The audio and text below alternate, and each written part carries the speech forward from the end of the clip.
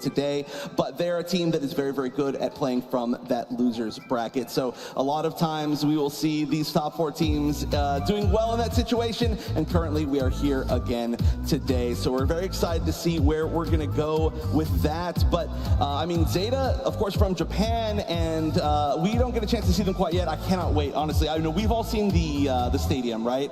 And we've also all seen what Japanese fans are like, and they are some of the best, right?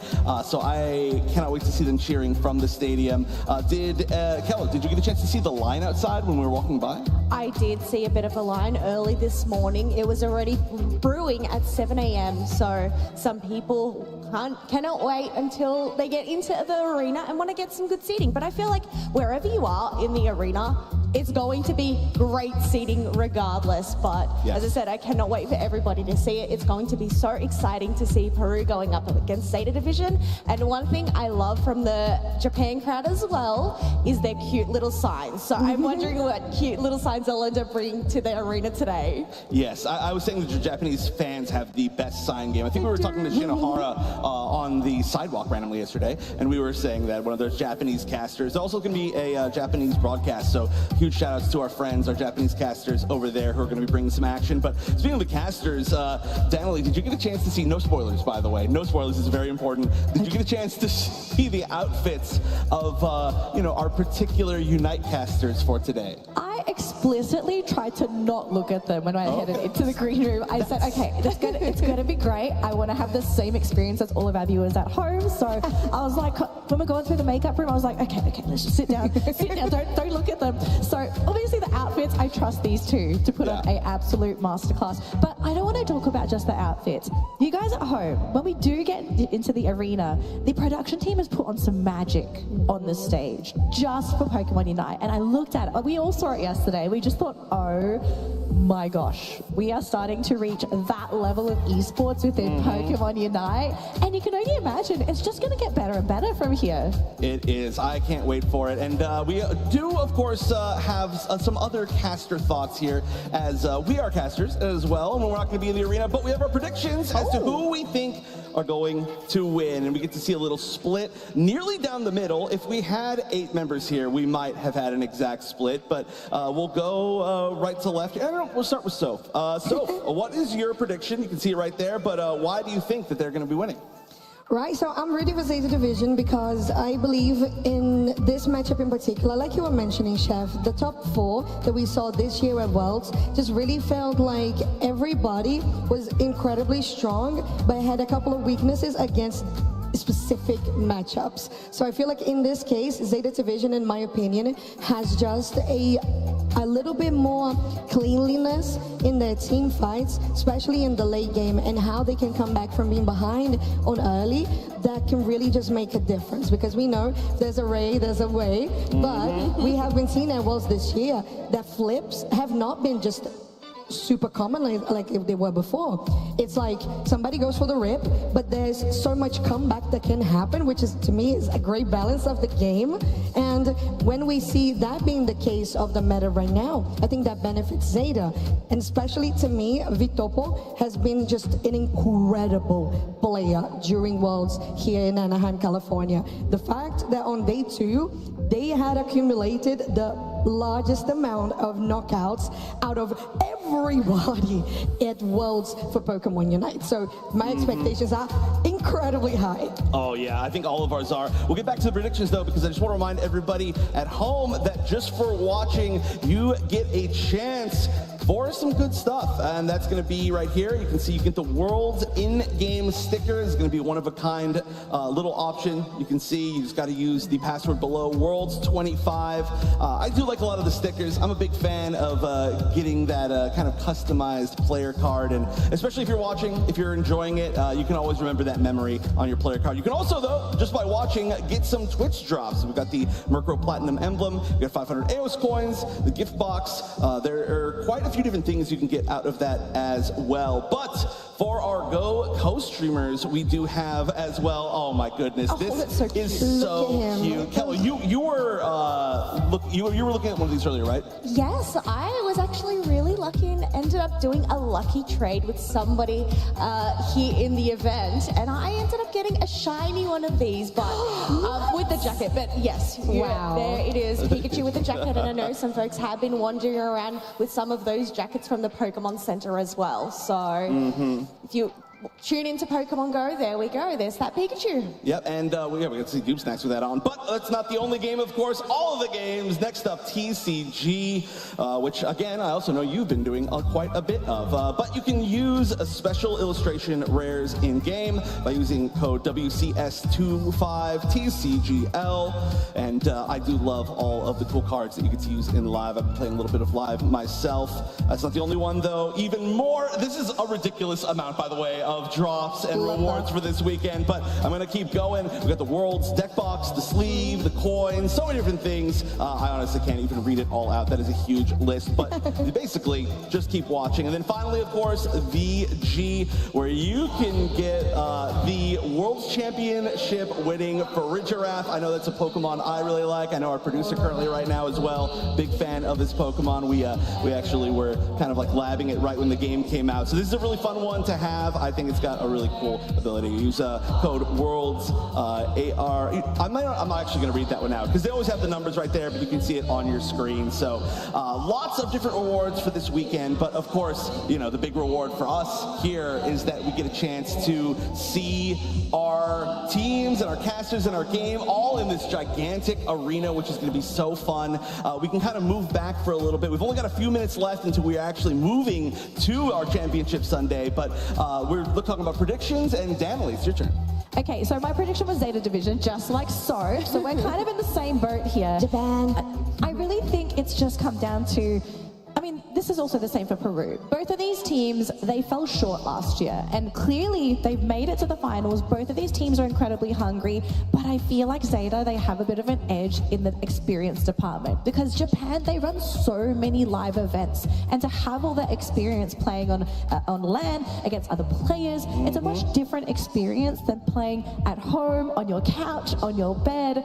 It's a whole different level. And to add on top of that, playing in front of an audience, it's very difficult for us to understand as spectators, as casters, because we're not the ones there. But when you're there playing in front of a crowd with fans, with supporters, your family members cheering you on, that's an incredible amount of pressure to have on your shoulders. So not only do you need to be champion, but you're trying to let all these people that are supporting you down. Yeah, there's a lot of pressure, and we're almost moving over. So Kella, real quick, maybe about 30 seconds, your prediction and why? Well, considering how Peru has gone at the World Championships, but also throughout the season and the previous years as well, they have that experience there. And I feel like they are hungry for that champion title, given their track record so far. I think that's absolutely a great call. I am going to go with Zeta as well, Zeta win. I'm just a huge fan of, honestly, all the Japanese fans. They have been so cool when we got a chance to meet them at ACL or here. They're all showing up, so it's honestly just a very cool thing to see. But altogether, like I said, we are just a few seconds out now from heading over to the arena for the very first time for a Championship Sunday at the Pokemon World Championships. It's going to be so incredible. I cannot wait for everybody to get their first look at what things are going to be like for the rest of today. But it's time for us to send it over now, as very soon we will be beginning with our first set for Championship Sunday.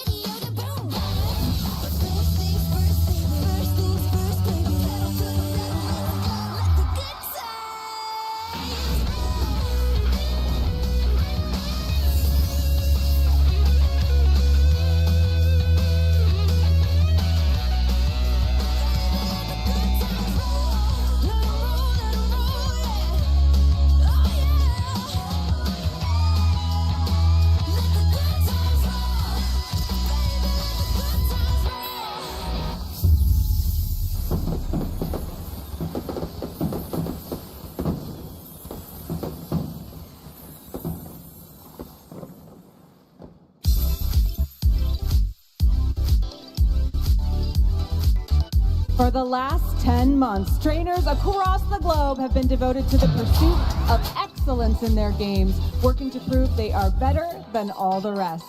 Their dedication has led them to this moment. Welcome to Championship Sunday! And of course, welcome to the 2025 Pokemon World Championships, where the title of World Champion is on the line for all the trainers competing today in our very first arena experience here in Anaheim, California. This is the final battleground for our 4 pillars of competition: the Pokemon Scarlet and Pokemon Violet video game, Pokemon TCG, Pokemon Go, and Pokemon Unite! We are jumping right into our first grand finals matchup of the day.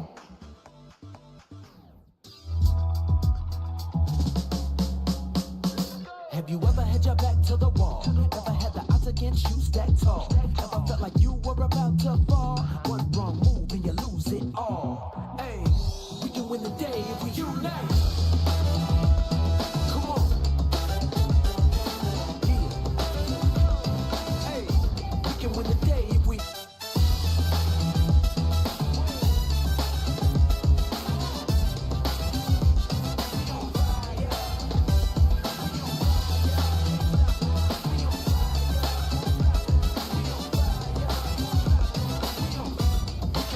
if we unite. Let's welcome our Pokemon Unite teams. First, let's hear it for Team Zeta Division.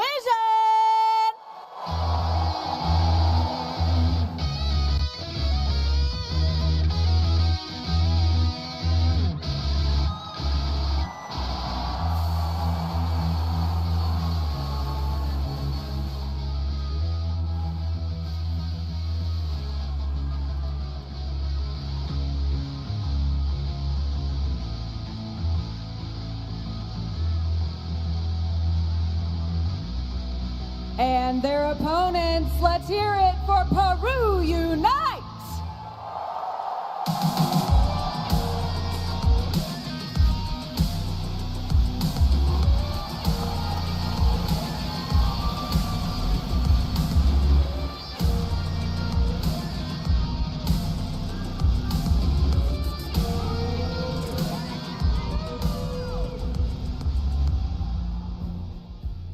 Welcome to the stage, all of our team members and of course our captains. Just want to ask one question of you both. This is an opponent that you are very familiar with. What do you think your team is going to have to do in order to come out on top? What will your team have to do in order to emerge victorious here?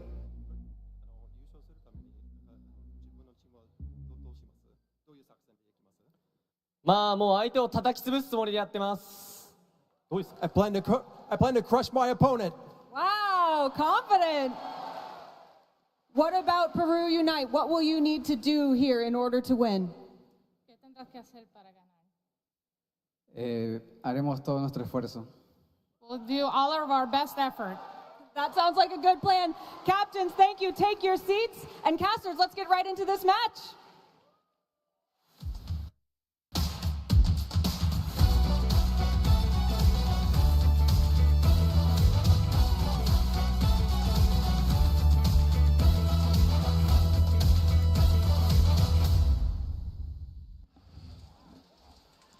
Thousands of players, hundreds of teams competing the entire season, and it all comes down to this. 2 squads who have made it through a grueling competition.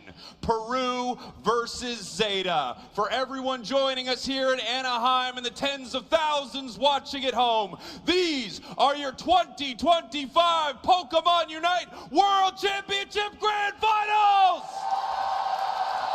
Let's freaking go!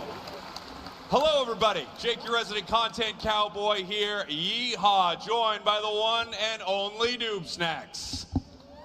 Hello, Noob Snacks.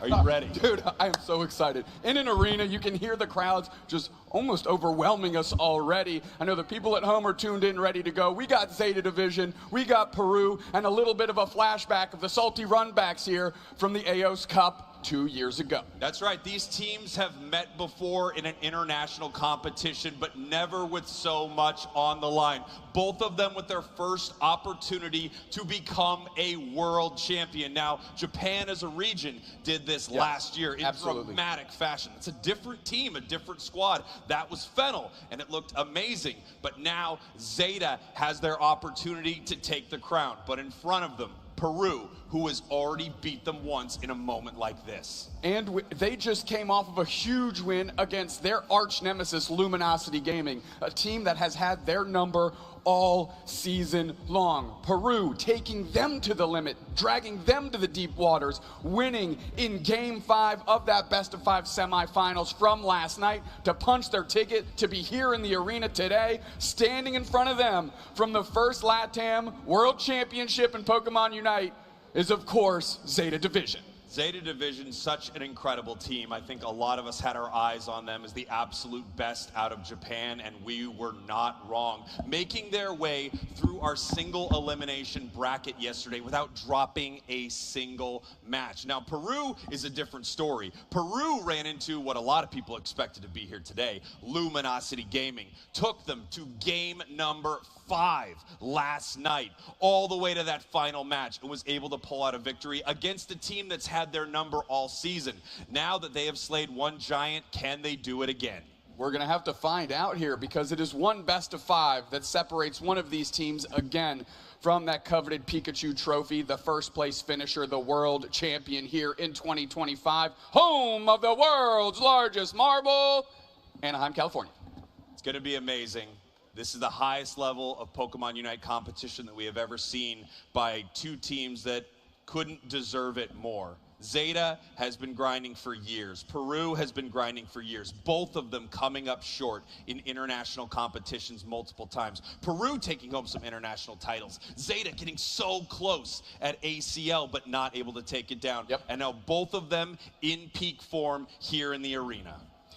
We have to look at these two teams, and something that they definitely have.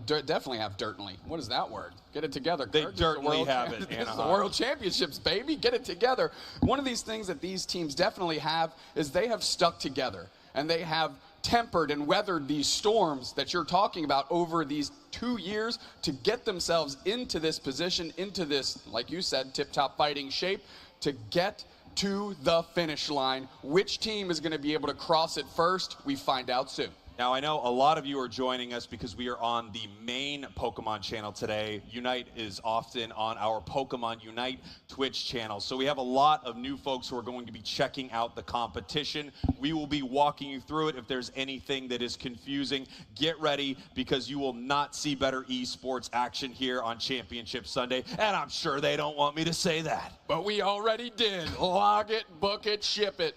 Okay.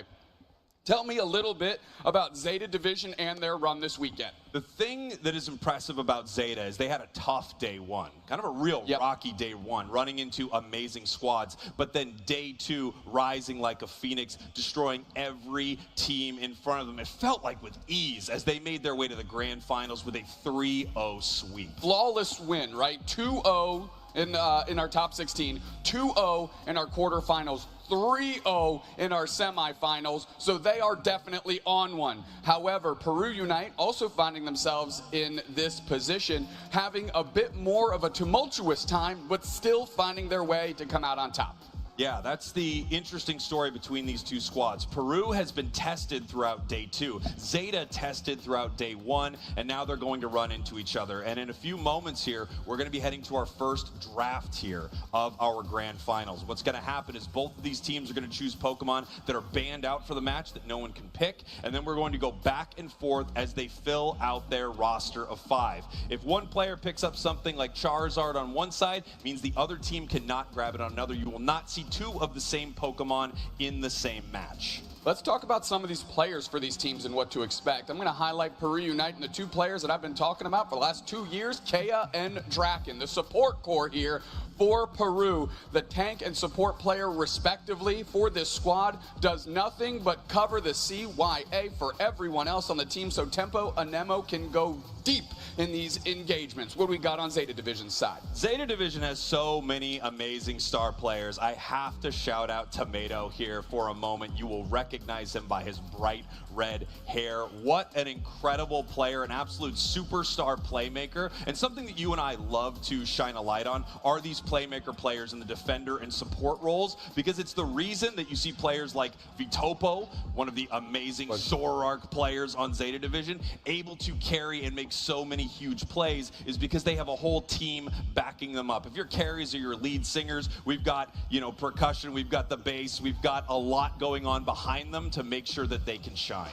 Yeah, to support like a player like Vitopo, you have Wajiro, who is the captain of this team and also their support player. And you have kind of the wily upstart here in Tomi, who has had an electric day. And some people contend that their final set yesterday in the semifinals was their best performance of the tournament so far. And finally looks like they have transcended to join the high-level skill that the rest of the team is littered with, kind of peaking at the right time. One thing that you'll notice between these two squads is a distinct play style difference, right? There are power picks that each one of them desperately would like to bring into the match. And of course, the other team would love it if they could take that away. Peru last night running into Luminosity. Scyther, such a powerful pick that these teams were fighting over it, where a lot of teams would not even consider drafting this Pokemon. And then you look at a team like Zeta Division, who has the Zoroark Comfey combo, this amazing speed and power from Zoroark, while at the same time the staying power that you get having a support wrapped around your neck.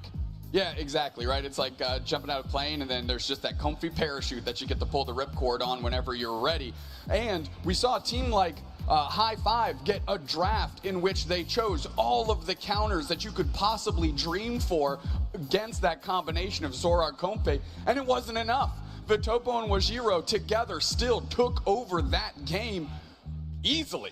Yeah, you do have to wonder if Peru is going to allow Zeta to play their game and attempt to counter it, or if we're going to see a lot of that counter happen in our draft screen. It does feel like many games are won and lost before they have even started because a team outmaneuvers them on that draft screen, takes away some of their picks through a ban, also able to pick away some of their Pokemon. If you have a player who has Zoroark on your team, I would absolutely steal it away from a team like Zeta Division. Same thing with Peru. I would be looking to take something like Scyther and pull it away.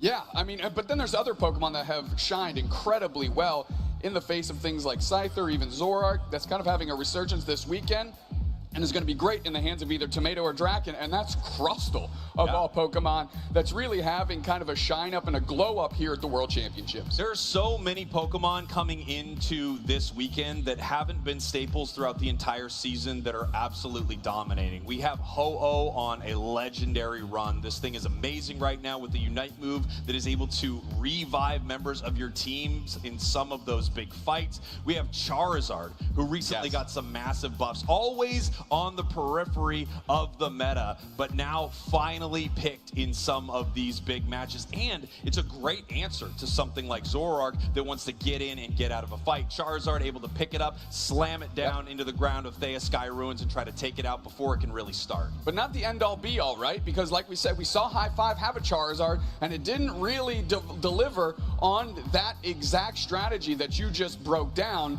However, the day before, we saw it work flawlessly against Vitopo and Wajiro specifically. So Charizard is definitely a strategy that needs to remain on the board to be selected, but don't let it be a false sense of security. You need to do the work around it to make that function. One thing is for sure, there are counters to strategies, and then there are just shutting them out completely and not allowing them to pick some of these Pokemon, trying to see what other looks Zeta has that they want to throw at you. Yeah. With some of the amazing games that we saw from them yesterday, I think it would be a mistake to hand them the Zoroark Comfey combo. But if you do it in one game and they dominate with it, like they have many times, I think you need to switch up your plan against them. We saw High Five yesterday, one of the favorites in this tournament, not change. They continued to allow them to draft these Pokemon, and it was devastating for them. Yeah, they got kind of the break speed off of them, to be quite honest. Yes. They had all the tools, like I said, in that first game that you could have wished for. The second game, they got some of them, not all. They still felt confident about shutting it down, and guess what? They were still completely ran through. So that's why I'm saying, yes, it's good to have these strategies. It's good to understand how these matchups work on paper, but in execution, you need to deliver as well. Yeah, absolutely. And there are teams that can draft the exact same squad, of course, as Zeta Division or Peru, and not do anywhere near as well as them. Some of these players are so unbelievably skilled on these Pokemon that things aren't stereotypically picked by a lot of squads shine. Again, on Peru, we're talking about a Pokemon like Scyther that became a power pick between them and Luminosity. This is not by any means a top meta Pokemon for almost any team in the world. However, for Peru, it's devastating. I could imagine a world where Zeta just bans it outright and doesn't let them play it. You know, I kind of like the aspect of a targeted ban and then a decent global ban to take just the power level Pokemons out of the equation. So maybe we see like Scizor / Scyther, right? Banned by one side, Zoroark banned by the other, and let's say, okay, let's play a little bit more heads up. Maybe then you ban Ho-Oh, Suicune, which are incredibly powerful, and then everybody has to play more of a heads up game with less of their priority kind of tricks up the sleeve picks that they like to use. Yeah, there's definitely a question there, right? I mean, what are you banning out? Are you banning out things that everyone agrees are extremely powerful, or are you taking away specific tools from your opponent in this draft? And we're going to find out very soon. There also is that first game, right, where you're kind of feeling your opponents out. This is a best of 5 Doob Snack. So these teams have time to adjust, but once that snowball starts rolling downhill, it can be very scary if you drop a game and then another game, and you're just one away from this world championship slipping through your fingers. So you could come out strong, you come out with a strategy your opponents might not expect, but that first game often feels like we're getting a bit of a vibe check between these two squads. Yeah, exactly.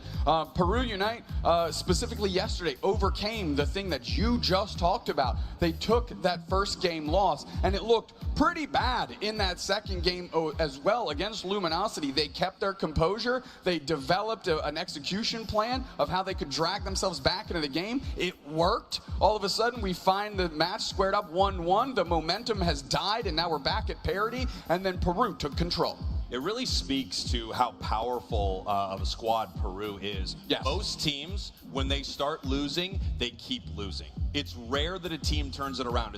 It's rare that a team starts picking apart their opponents. Now, Zeta Division has an interesting run in that they have dominated teams and had games that were so one-sided, it was kind of unbelievable, taking teams like Luminosity to one of the worst performances we have ever seen at ACL. However, they also seem to have moments where after a massive game like that, they start to get exposed a little bit. You see them win a game and then lose 2 in a row. It's very scary for Zeta Division. Even if they have that great start, they need to keep that momentum somehow, and it has been something that's plagued them this season. Let me tell you a little story about Peru Unite and Zeta Division. 2 years ago, AOS Cup, EUYC. These teams squared off, okay? You want to talk about maintaining composure in rough situations. Peru Unite won those grand finals 3-1, losing Rayquaza 3 times over 4 games. This team is dialed in, and they don't let moments really frazzle them. They stay focused on what their strategies are, and they always follow through on whatever plan the team develops. Whether that's the right one or wrong one, at the very least, they are on the exact same page. So, Zeta Division, you used to say, if you grab the Ray, there's a way. Well, not necessarily against Peru, because they have shown in the past that that is not the end-all be-all here in Pokemon Unite. Yeah, they play such an aggressive style that they've had many moments like you've talked about where their opponents have taken the most powerful objective in the game, that Rayquaza that spawns 8 minutes into our match at the 2-minute mark, and they are able to then KO the entire opposing team in these big fights, almost knowing that they don't have the secure for Rayquaza, but what they do have the secure for are those big knockouts. Again, Zeta Zeta's run into this before, and they were not able to take them down. I do remember when Zeta and Peru went at it, it was a real question mark as to who was going to come on top. Zeta at that time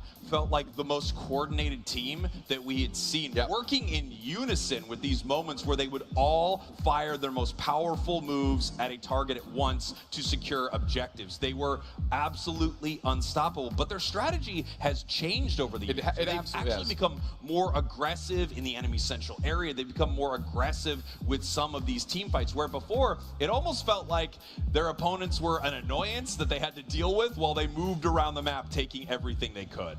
Yeah, Zeta Division 2 years ago had a very robotic style. It was kind of like an if this then that type approach to the game, using Dragonite specifically at that moment in time with the big hyper beam to get the secure on Rayquaza and leverage that to win the game, right? We would actually hear them like set up a go, and everybody would fire their moves to get that win. But they are a much different team now, and Peru needs to recognize that. Yes, they absolutely do. This is going to be a different squad than the squad who wanted to secure objectives and not fight. They absolutely want to get in there and start fighting their opponents the entire time.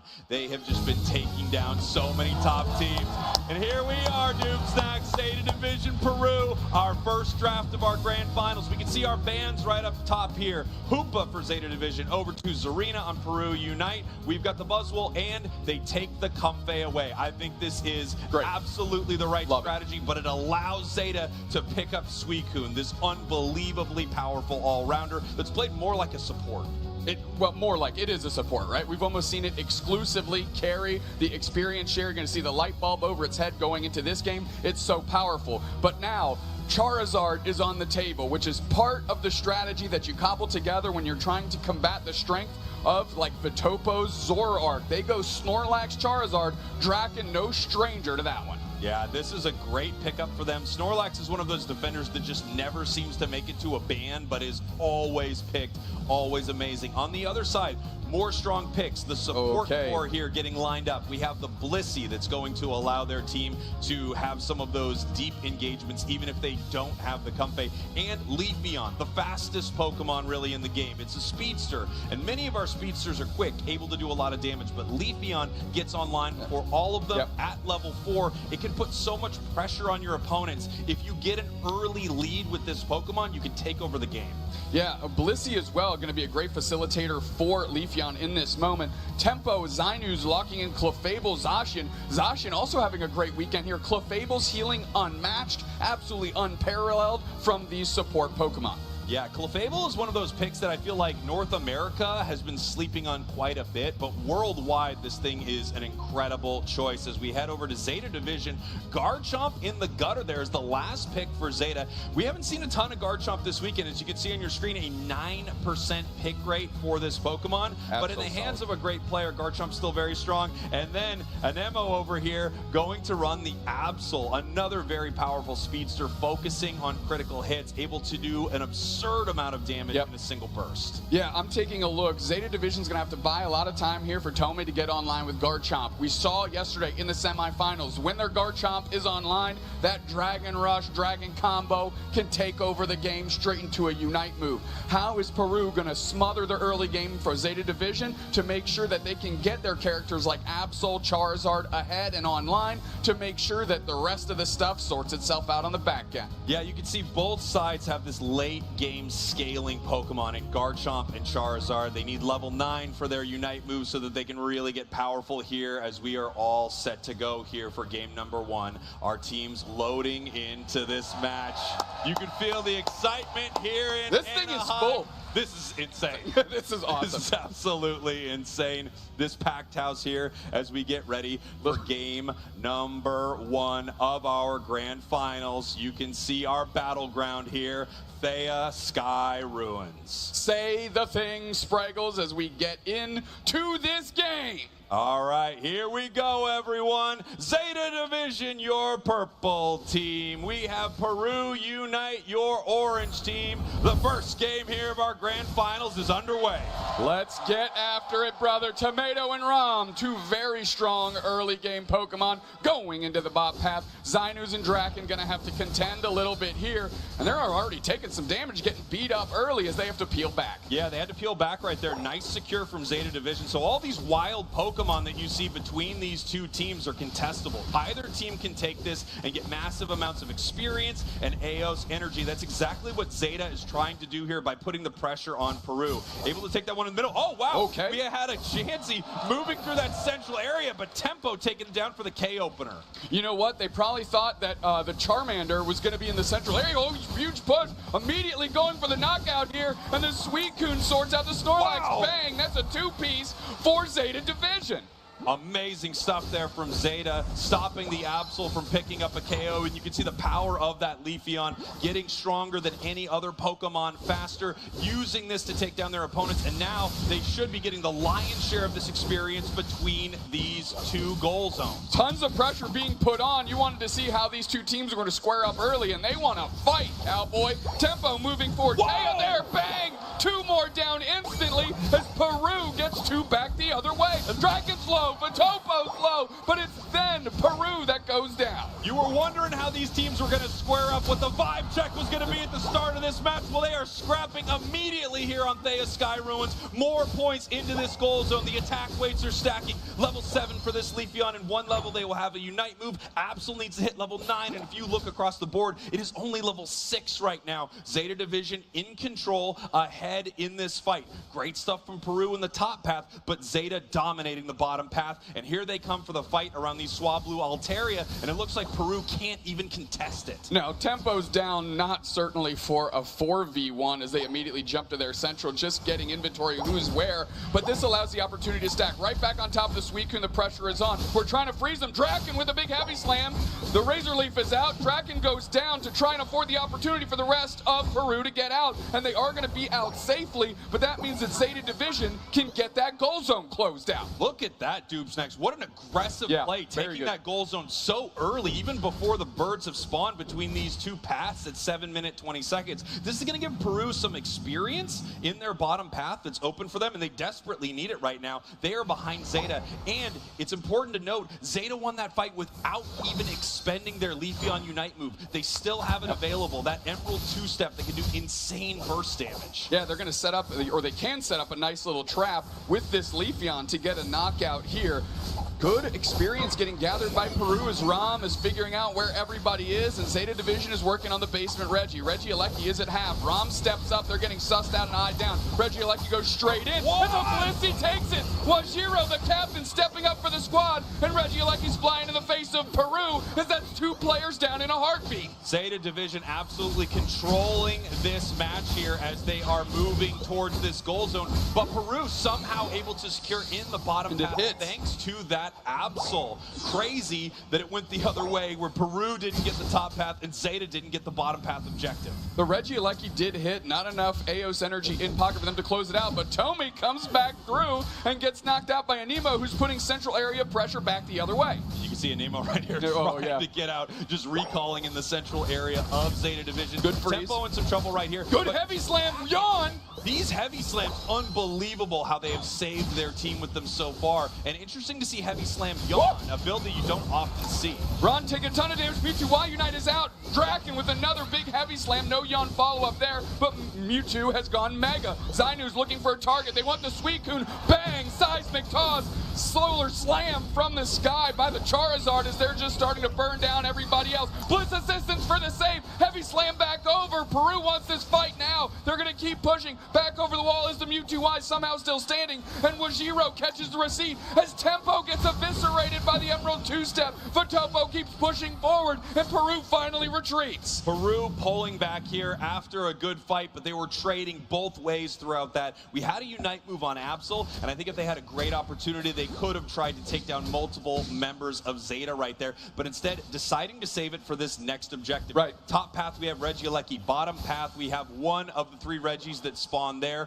that will give their team a team-wide buff. I want you to notice, Dupe Snacks, this goal zone in the top path at only 4 points left in it. That was very intentional from Zeta Division. They did not want to break this goal zone early and open up more safe experience for the side of Peru Unite when the wild Pokemon spawn in the top path after that goal is gone. Peru now going for the Regieleki right here, and in fact, putting no pressure on the bottom path. We have all of the members here top. Ships passing in the night. Basement Reggie to Zeta.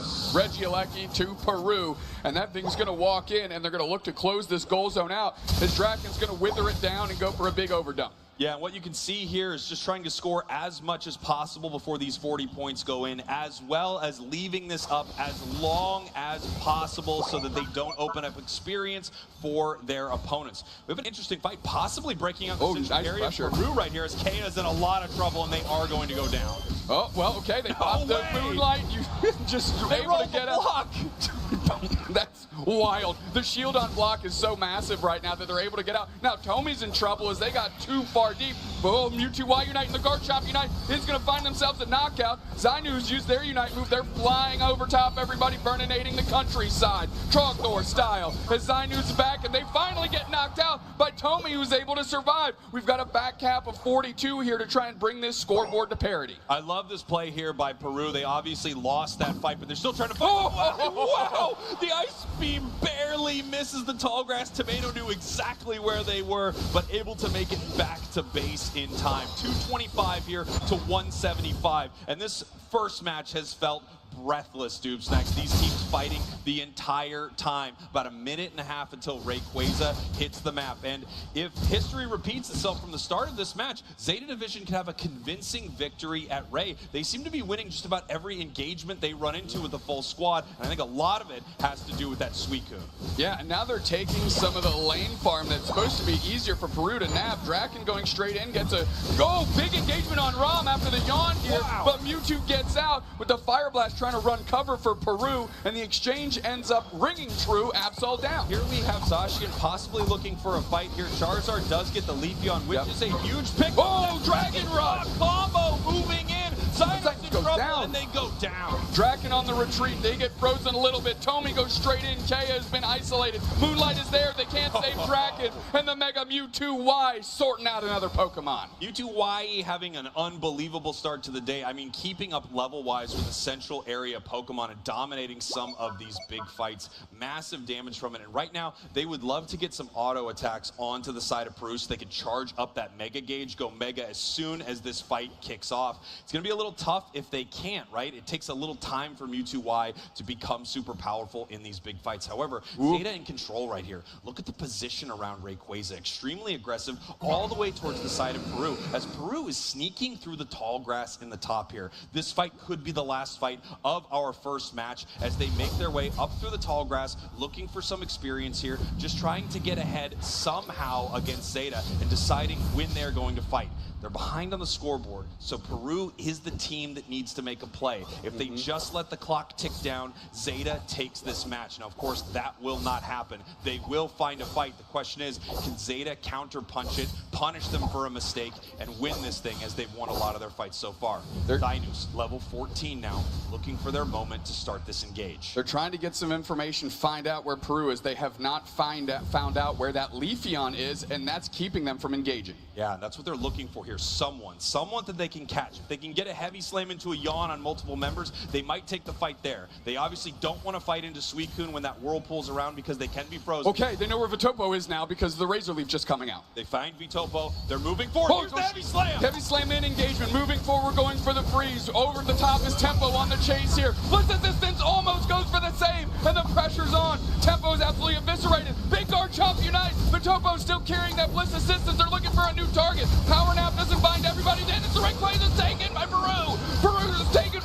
Peru is taking it. They're moving to score here in game one. Rom trying to stop Charizard, but it won't happen. However, multiple members of Zeta now running towards the side of Peru. Tomato looking to score 50 in the top Charizard. path, as we have Garchomp going to score 50 in the bottom path. Now they are up 359, 413, 513 to 275. Charizard still with the shield. No, it's gone. gone. No shield, no time left. Zeta Division doesn't get Ray, but they take game number 1. It looks like they learned a lot from the last time these two teams went against each other. I was just about to say, they are taking a page from Peru's book, not worrying about Ray and doing it the other way, raw scores and knockouts. There you have it. Game 1 for Zeta.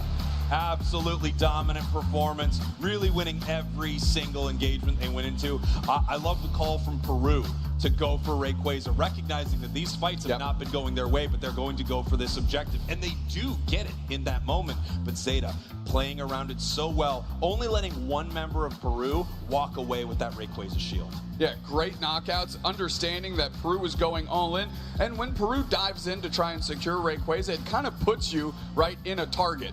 And it makes pretty easy work for Zeta to just chuck everything into the center and get some courtesy knockouts at the same time. Let's take a look at some clips from game 1. Yeah, these are some big moments right here. We had this fight in the bottom path where, we talked about this before the match. If Leafeon can start dominating early, it's tough for a team to come back, and that is exactly what we saw from Zeta Division here, taking big fights in the bottom path, Anemo barely making it out right there, and Mewtwo Y actually being a huge factor here, doing so much damage throughout this match. Yeah, a lot of resources going into Rom as well, right? We saw multiple Bliss assistants going to them, and at the end of the game, we finally saw Vitopo pick up that big Bliss assistance as well. Power Nap quickly secured. Just the Snorlax left standing. Their shield is gone. Draken's beat up. No, they can't stop Zinus to score, but look at this. The rest of the team's peeling. Yeah, they were able to KO enough members of Peru that this single Rayquaza shield was just not